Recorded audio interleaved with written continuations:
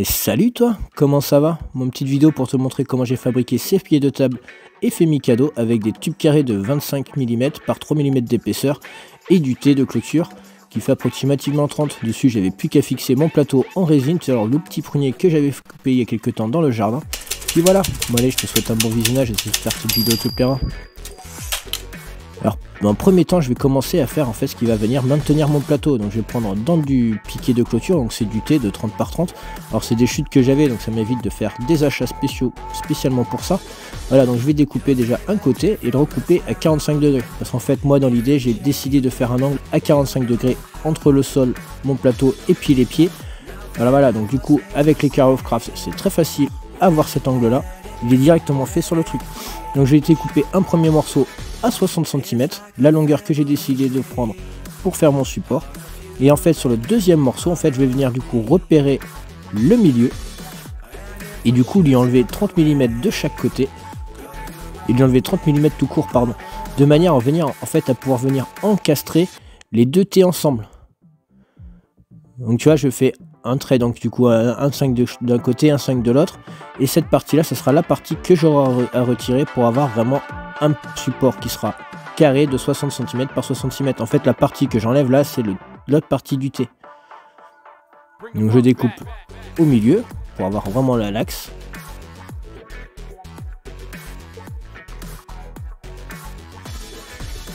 Voilà, tu vois, et puis une fois que je mets tout en place, regarde, tu vas voir que tout se met parfaitement, tout s'emboîte parfaitement, ce qui va me permettre d'avoir une meilleure solidité, rigidité et tout ça. Mais avant de passer à cette étape là, bien sûr, je vais du coup venir chanfreiner mes pièces, décaper toute la peinture pour éviter qu'elle fasse des cloques. Je vais venir tout bien caler sur mon établi, tout bien maintenir avec des serre-joints en place. Bien sûr, je pense à regarder mon équerrage dans tous les sens. Je maintiens bien et j'en mets aussi un au milieu parce que les pièces auront tendance à se cintrer et tout ça. Du coup, ça va vraiment venir tout me coller contre mon établi. Vu que j'ai de la vieille ferraille qui n'est pas spécialement bien préparée, je suis parti sur des baguettes de soudure sensibles aux pièces mal préparées de chez Select Arc. Donc je vais venir pointer ma pièce déjà dans chaque angle, éviter que les 90 degrés ne se défassent. Ensuite, je vais enlever mon serre-joint du dessus, faire un point sur le dessus pour éviter qu'elle vienne aussi se cintrer et gonfler sur le dessus. Et une fois que tout est correctement pointé, je vais pouvoir venir attaquer les soudures. Bien sûr, tu soudes toutes les parties, donc les parties plates, les angles, histoire que d'avoir vraiment le meilleur maintien possible. Et bien sûr, tu vas faire, donc là, moi, ce sera la partie qui sera sur le dessus, la partie sur laquelle va venir reposer mon plateau par la suite. Et bien sûr, n'oublie pas de meuler.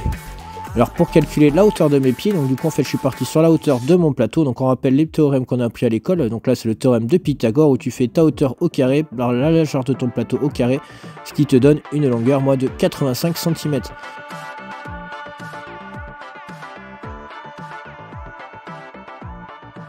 Donc dans mes tubes carrés de 25 mm, je vais venir découper du coup des morceaux de 85 cm de long. Pense à regarder du coup quand même que au moment de la coupe, que tes deux angles soient dans le même sens. Et je vais venir du coup les coller les uns après les autres, les maintenir avec des serre-joints.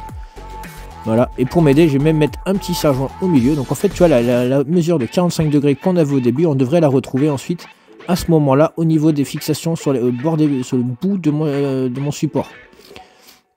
Et je vais venir mettre du coup un morceau de tube en volant au milieu. Tu vas le fixer, le poser dans mon serre-joint, ce qui va me permettre d'avoir un repère d'axe au milieu, à quelque chose près. Mais bon, pour être sûr, rien ne vaut quand même de mesurer chaque pied, être sûr que tout soit vraiment nickel, que chaque pied soit à la même hauteur et avec le même alignement. Et si ça va pas, tu fais comme moi, tu redesserres, tu réajustes jusqu'à prendre vraiment et avoir la bonne mesure. Donc tu vois, là tout est parfait, tout est nickel. Du coup, je n'ai plus qu'à venir du coup souder tous mes morceaux, tous mes pieds. Donc voilà, les parties à 45 degrés que l'on avait au début sur mes T. On va faire ça sur tous les pieds et puis même au milieu où je vais venir souder du coup mes tubes de 25 par 25 entre eux. Un petit pointage donc par le dessous, comme ça sera vraiment discret et pas trop visible. Voilà, je remets ma structure à l'endroit et je peux observer, du coup voir s'il y a quelques défauts, quelques petits trucs. Je vois que tous mes pieds touchent sur la table, donc je suis nickel. Pour mes pieds, je vais venir découper des petits carrés de 25 par 32 mm coup ça fait des rectangles, là tu vas me dire, je suis un peu plus con, hein, mais bon. J'ai découpé ça dans des morceaux dans l'acier, et en fait ces morceaux-là vont venir me servir du coup à bouchonner mes tubes, et en les bouchonnant, je vais pouvoir fixer des pieds dessus. Donc là, je suis parti sur des chutes de tôle, donc je crois qu'elle doit faire 3 mm d'épaisseur, il n'y a pas besoin de quelque chose de super solide non plus, tu vois. Donc je les soude, je les pose simplement sur le bout de mes tubes, je les pointe, puis je les soude. Il n'y a rien de vraiment, tu vois, sorcier, c'est comme ça qu'on fait, de toute façon, tu vas me dire. Voilà. Voilà. Et tu soudes ça tranquillement. Je trouve que la qualité de cette image est super jolie, tu vois. Je peux me dire des fois de temps en temps quand même. Voilà, petit coup de meulage ensuite pour venir ébarber tes soudures, vraiment rendre ça nickel. Si c'est pas parfait, t'inquiète pas, après une fois que ça sera peint, ça ne se verra plus, tu vois. Là, il y a un petit défaut encore, mais ça passe. Pour protéger mes pieds, je suis parti sur des morceaux, sur des tampons en nylon que je vais venir du coup juste percer et fixer au crité de mon tube. Alors moi je fais un pré-trou avant, ça me permet de mieux fixer la vis parce que des fois elles ont mal à mettre si tu n'as pas les bons embouts. Alors c'est des petits tampons, tu pourras trouver les références dans la description, ainsi que pour pas mal d'outils qu'il y avait. Et puis des fois je t'avoue que moi quand je suis à l'atelier, regarde cette coupe de chacal, je pète les plombs.